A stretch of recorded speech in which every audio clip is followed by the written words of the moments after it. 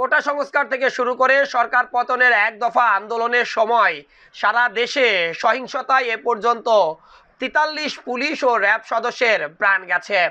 নতুন পুলিশ মহাপরিদর্শক সাংবাদিকদের এক প্রশ্নের জবাবে এ তথ্য নিশ্চিত করেছেন। আন্দোলনের সময়কার সংঘর্ষে বহু পুলিশ আহত হয় বলে জানান নতুন আইজিপি। এ সময় সারা দেশে মোট ৫০৭ জন পুলিশ সদস্য আহত হয়েছেন। এছাড়া গুরুতর আহত হয়েছেন ২৭ জন এবং আইসিইউতে চিকিৎসাধীন অবস্থায় একজনের প্রাণ গেছে। আইন শৃঙ্খলা রক্ষাকারী বাহিনীর আহত কর্মীদের সর্বোচ্চ চিকিৎসা সেবা দেওয়া হচ্ছে বলে জানিয়েছেন পুলিশ প্রধান।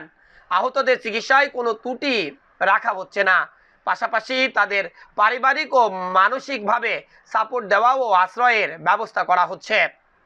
এর মধ্যে সবচেয়ে বেশি প্রাণহানির ঘটনা ঘটে অসহযোগ আন্দোলনের মধ্যে, অর্থাৎ ৪ তারিখে সিরাজগঞ্জের এনায়েতপুরে এক থানায় হামলায় পুলিশ সহ প্রাণ যায় ২৩ জনের, যার মধ্যে ১৪ জনই ছিল পুলিশ সদস্য।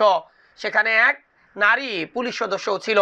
এর বাইরে কুমিল্লায় এক পুলিশ সদস্য এবং একই সাথে খুলনায় এক পুলিশ সদস্য প্রাণ হারায়।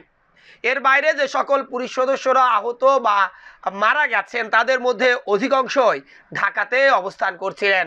যাত্রাবাড়ি, ঢাকার সাভার, আশুলিয়া সহ বিভিন্ন স্থানে পুলিশ ও ছাত্র জনতার দফায় দফায় সংঘর্ষে যেমন ছাত্র জনতার প্রাণহানির সংখ্যা বাড়তে থাকে, তেমন বাড়তে থাকে পুলিশ সদস্যদের প্রাণহানির ঘটনাও।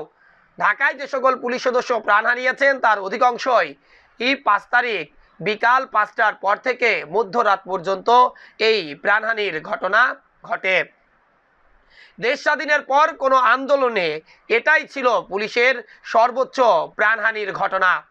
যেমন পুলিশও সর্বোচ্চ প্রাণ হারিয়েছেন এই ঘটনায়, তেমন স্বাধীনতার ৫৪ বছর পরেও ছাত্র জনতা সর্বোচ্চ প্রাণ হারিয়েছেন কোনো আন্দোলনে।